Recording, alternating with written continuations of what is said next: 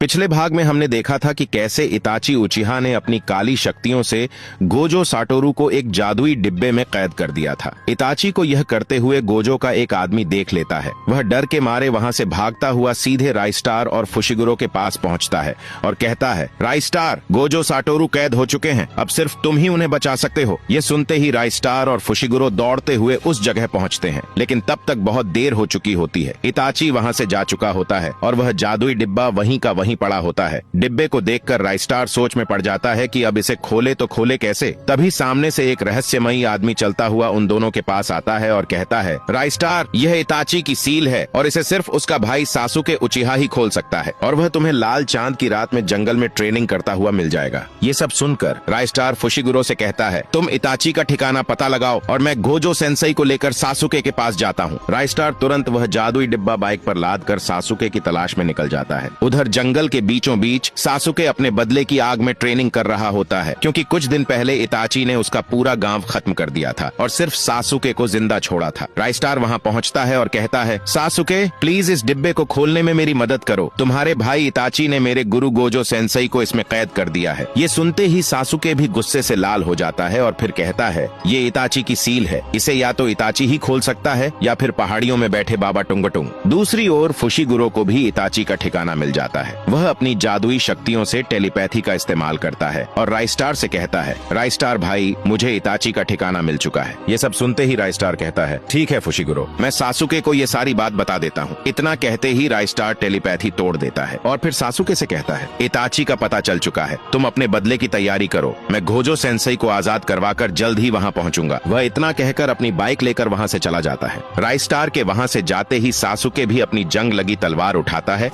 और इताची के ठिकाने की ओर अपना बदला लेने के लिए निकल पड़ता है। वहां पहुंचकर वह चिल्लाते हुए कहता है, इताची, आज तेरा आखिरी दिन होगा। इताची यह सब सुनकर वह भी अपनी तलवार उठाता है और कहता है, सासके, आज तू मेरे हाथों से नहीं बचेगा। और इतना कहकर दोनों भाइयों के बीच भीषण जंग शुरू हो जाती है। दूसरी तरफ राइस्टार भी बाबा टुंगटुंग की गुफा में पहुंच जाता है। वह कांपते हुए बाबा टुंगटुंग को सारी बात बताता है। बाबा टुंगटुंग यह सब सुनते ही तुरंत मंत्र पढ़ना शुरू कर देते हैं। वे कुछ पानी की बूंदें छिड़कते हैं और वह डिब्बा कांपते हुए फिर गोजो साटोरू में बदल जाता है। गोजो साटोरू आजाद होते ही राइस्टार से पूछता है, राइस्टार, इताची कहाँ है? राइस्टार सासुके वाली सारी बात गोजो साटोरू को बता देता है। गोजो कहता है, सासुके को बचाना होगा, इताची बहुत ताकतवर है। वह दोनों भागते हुए तुरंत वहाँ पहुँचते हैं, पर तब तक जंग खत्म हो चुकी